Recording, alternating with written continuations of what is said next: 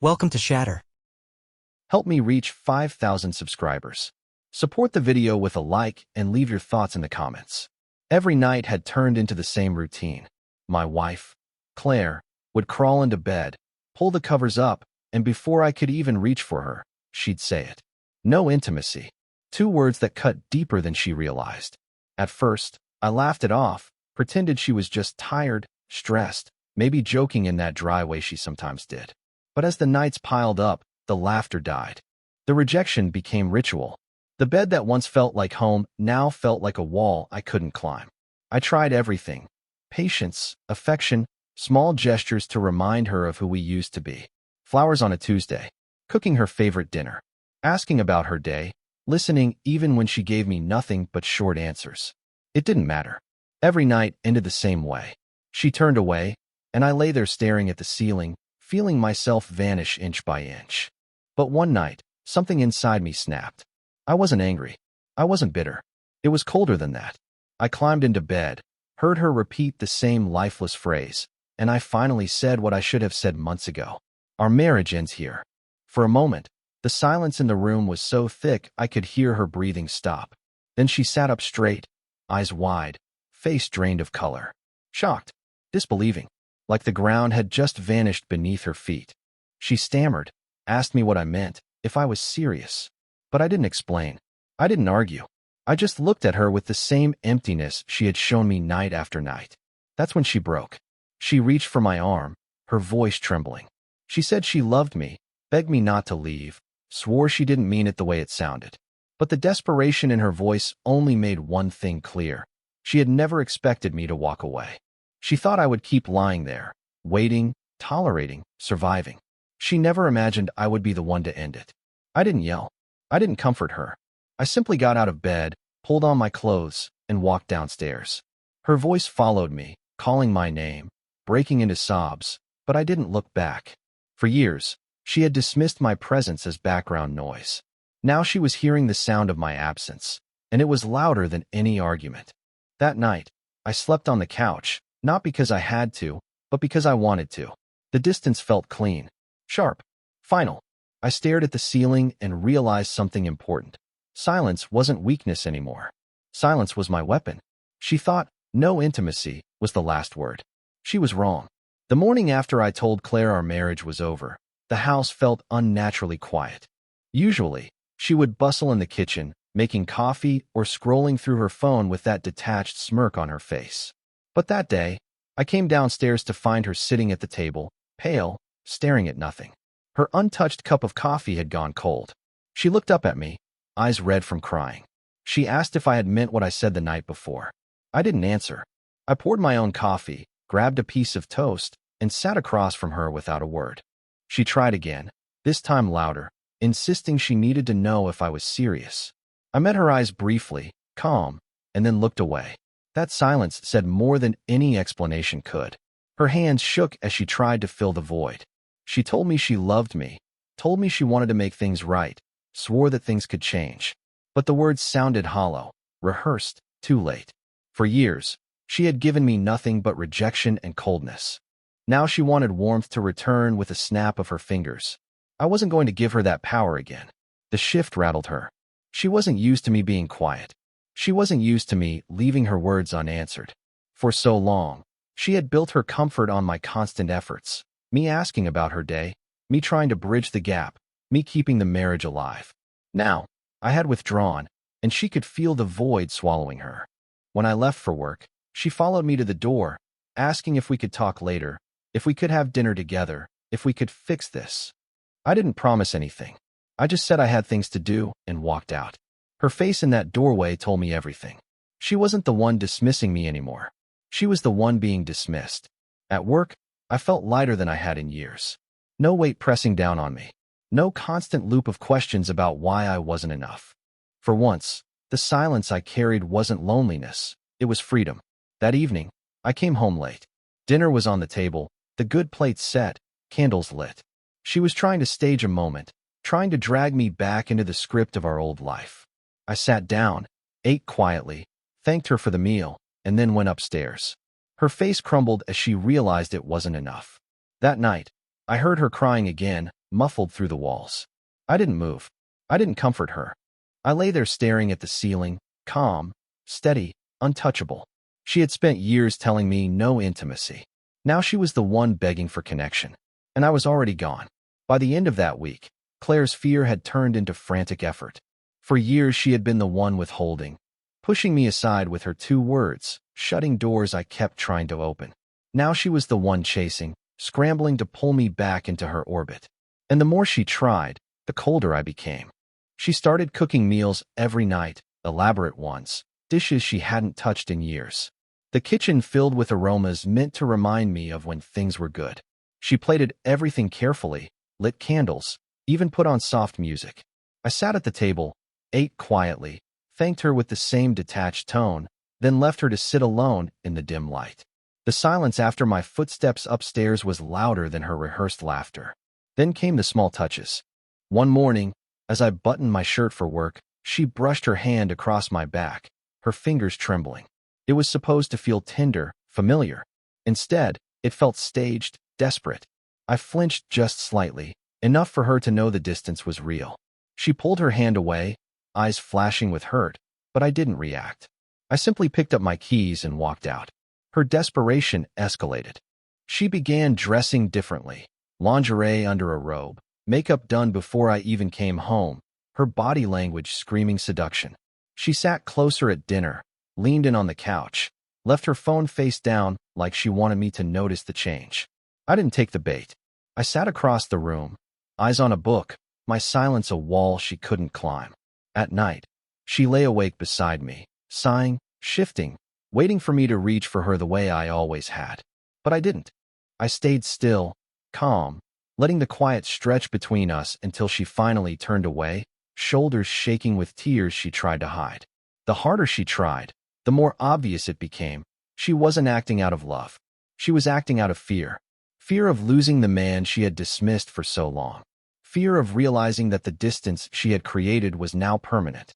I noticed her watching me constantly, searching for cracks. She studied me when I came home late, scanning for signs of someone else, as if my silence had to mean another woman. But there was no one. There didn't need to be. My absence alone was enough to unravel her. The shift was complete. She had once controlled me with rejection. Now I controlled her with silence. And the irony was perfect. The intimacy she once denied had become the very thing she was begging for. But I had already moved past wanting it. My silence wasn't a strategy anymore. It was who I had become. By the second week, Claire's desperation had shifted into suspicion. She couldn't understand how I had changed so completely, how the man who once reached for her every night now moved around her like she was a stranger. And because she couldn't explain it, she convinced herself there had to be someone else. The first sign was her sudden interest in my schedule. She asked what time I would be home, who I was meeting after work, if I had plans for the weekend. Her tone was sharp, not curious, but probing, like she was interrogating me without admitting it. I gave her the same calm answers every time. Short, empty, final. I'll be out. I have things to do. Nothing more. My silence did more damage than a lie ever could. I noticed her checking my laundry, slipping her hand into my jacket pockets, searching for receipts or scraps of evidence. She lingered by the front door when I came home, eyes scanning me for invisible traces, perfume, lipstick, a shift in expression. She found nothing, and that drove her deeper into paranoia. One night, I walked in late, having spent hours at a diner just to enjoy the quiet. She was sitting on the couch, her phone propped on the coffee table, angled at me, recording. She thought I wouldn't notice. I walked past it without a glance, sat down, turned on the TV, and said nothing. Later, when she checked the screen, I saw her shoulders slump in defeat. Silence had exposed her more than confrontation ever could. Her paranoia seeped into her gestures too. She started clinging to me in public, taking my hand at the grocery store, leaning on my shoulder at a restaurant. Acts she hadn't done in years. Not out of love, out of fear, out of the need to show the world she still had me. But the truth was written all over my calm detachment. Anyone watching closely could see it. She was holding on to a man who was no longer there. At home, she grew restless, pacing the halls, checking her phone as if it held the answers she couldn't find in me. I could hear her whispering to friends late at night, telling them she thought something was wrong, that I was hiding something. Her voice trembled, breaking in ways it never had before. She wanted them to reassure her, to tell her she was imagining it. But even her friends couldn't hide the doubt. And through it all, I stayed silent. I didn't argue, didn't defend myself, didn't feed her suspicion with explanations. I simply lived as though she wasn't part of my world anymore. That was what truly broke her. She wasn't just losing me. She was losing her grip on reality, watching shadows where there were none. The woman who once denied me intimacy now begged for scraps of attention. And all she got was the cold truth. I was untouchable, and she was unraveling. By the third week, Claire's suspicion had boiled over into something rawer, uglier. She wasn't just checking my pockets or watching the clock when I walked through the door. She was unraveling in front of me. And the more she cracked, the calmer I became. It started with questions that weren't really questions. She would stand in the kitchen, arms crossed, and ask where I'd been, who I was with, what I was hiding. Her voice shook as she tried to sound strong, but the tremor betrayed her. I answered with silence, or with short, clipped words that gave her nothing. Out. Busy. Don't worry about it. Every empty reply cut her deeper than anger could.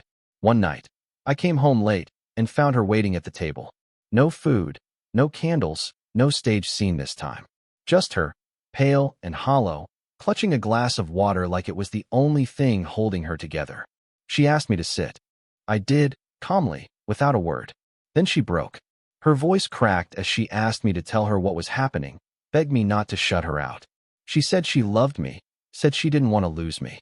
For years, she had shut me out with her two words. No intimacy. Now she was the one pleading for closeness, for reassurance, for anything that might anchor her.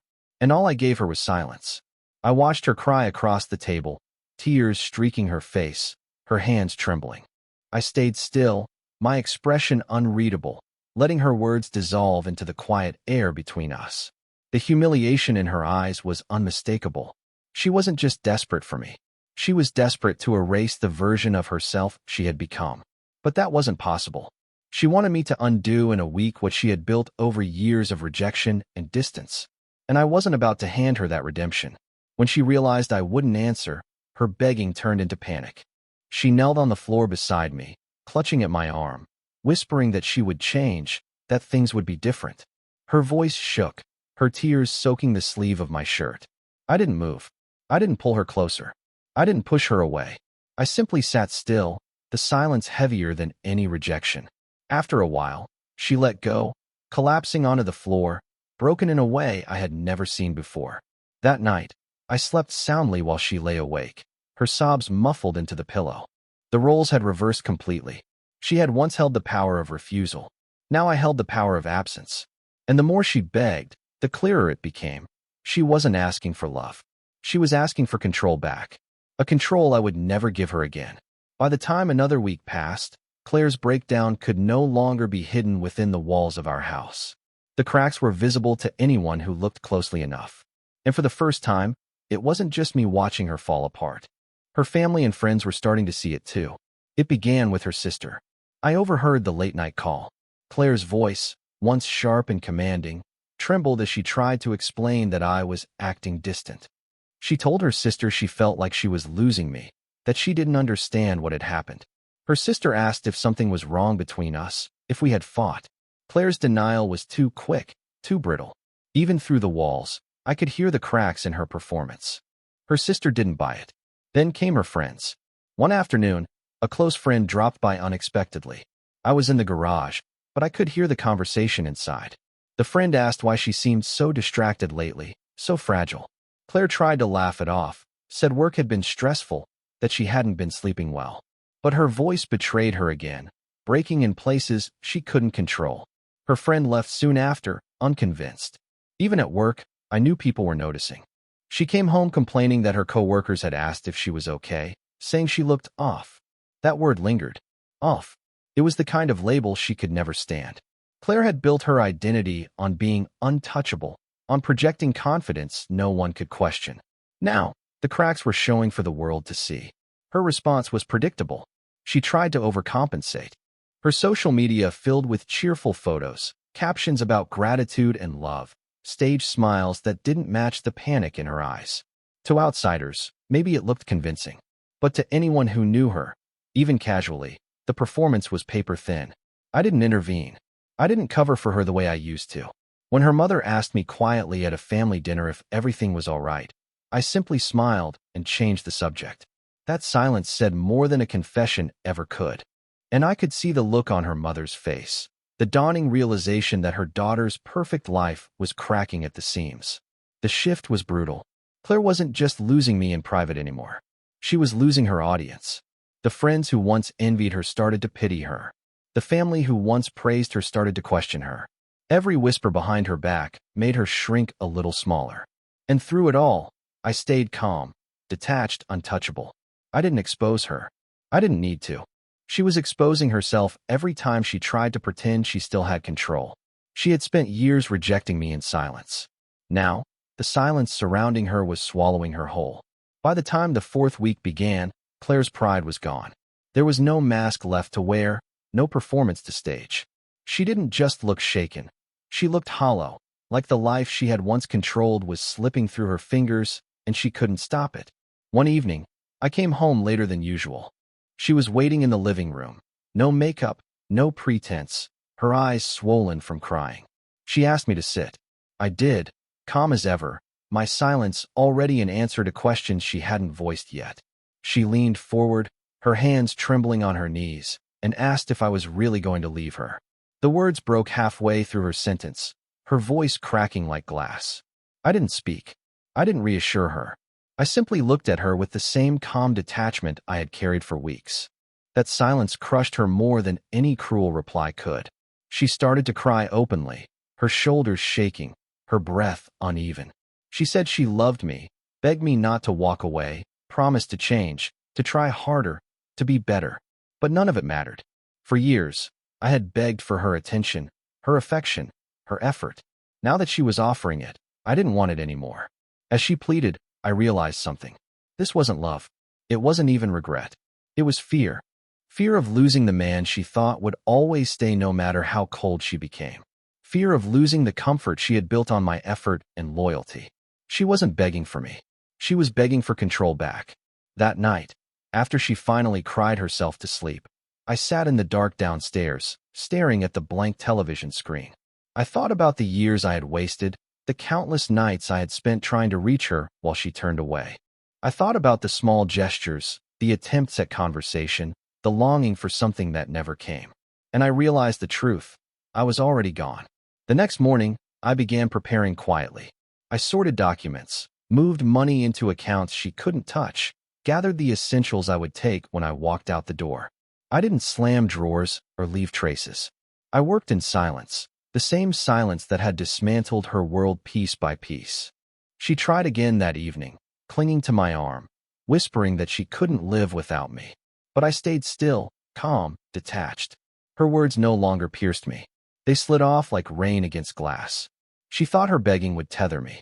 What she didn't know was that every plea, every tear, every desperate promise only pushed me further away. I wasn't just leaving her. I was leaving the man I used to be. The days that followed were a study in silence. Claire still tried to hold on, but her efforts had become scattered, frantic, like a drowning woman clawing at water. She brought me coffee in the mornings, cooked elaborate dinners at night, even slipped notes into my work bag with scribbled words like, "I love you, and don't give up on us." I read them, folded them neatly, and threw them away. Nothing she did could undo the months. No, the years of distance she had built between us. I had already shifted into a different mode. While she begged and promised, I was planning. Every move was precise, deliberate.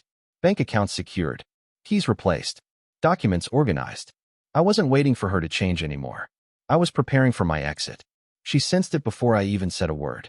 One evening, she came into the bedroom as I was sorting through files. Her eyes scanned the neat stacks of envelopes and folders, and I could see the panic bloom across her face. She asked me what I was doing, her voice trembling. I looked at her calmly, then continued my work without answering. That silence said everything. She knew. The next morning, she tried one last performance.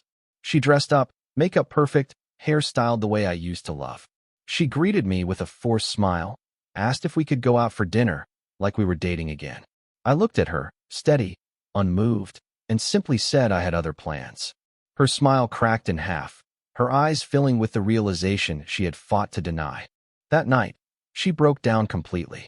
She stood in the kitchen, tears streaming down her face, asking me if I was really going to leave.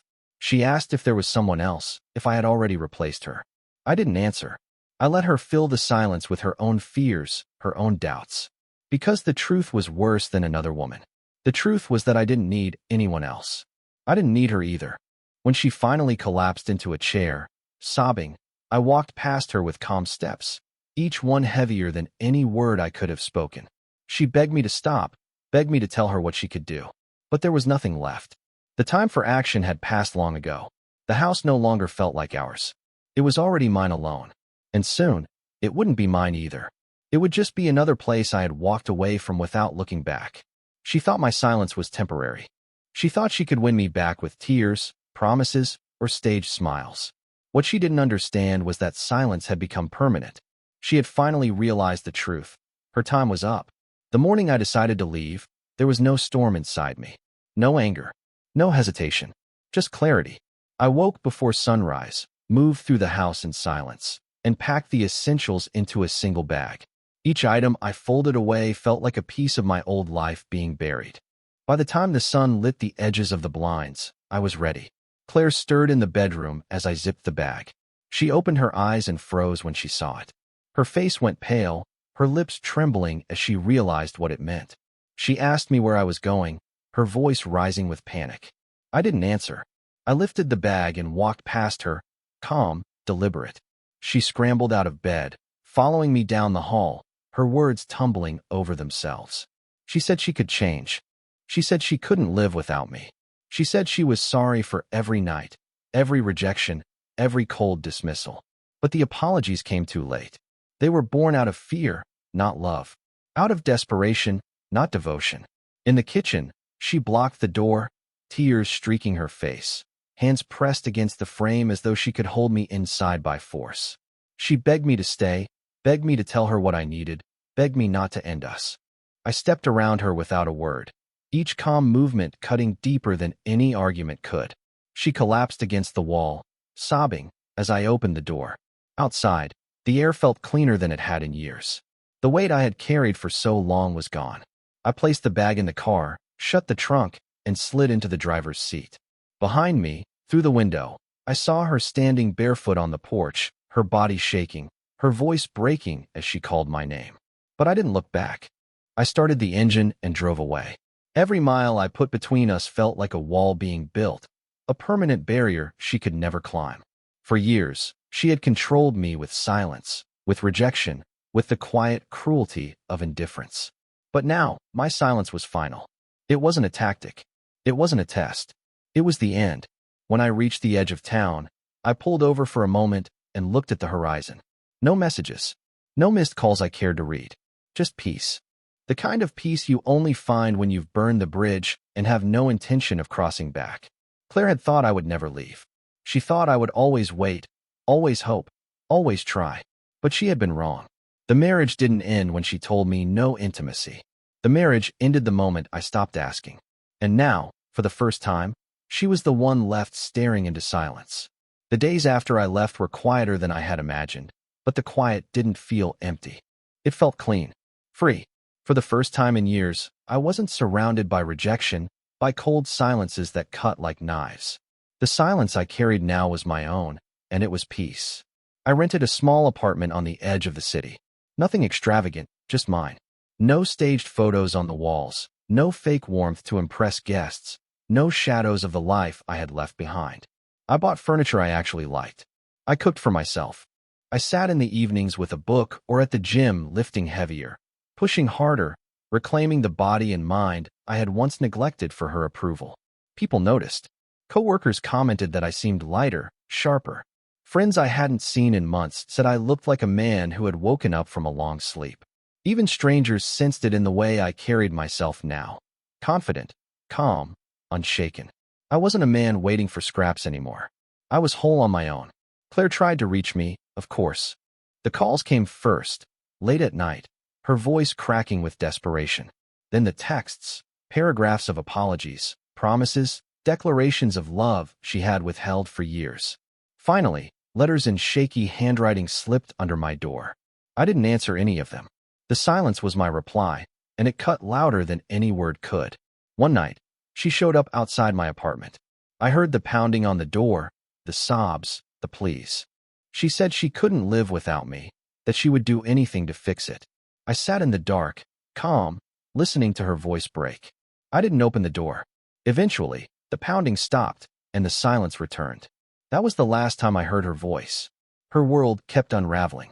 Friends distanced themselves. Family stopped defending her. The people who once admired her perfect marriage now whispered about how quickly it had fallen apart. She had spent years wishing for distance from me, and now she was living in the very emptiness she had created. As for me, I didn't just move on. I transformed. I wasn't the man who had once begged for her touch, who had lived for her approval. That man was gone. In his place was someone sharper, colder, untouchable. Someone who knew the strength of silence. The story didn't end with me slamming doors or shouting. It ended with me walking away and never turning back. And that's what made it final. She once told me every night, no intimacy. Now, she'll never know what it feels like again. Drop it in the comments. Hit subscribe. This is where we talk about what doesn't get forgiven.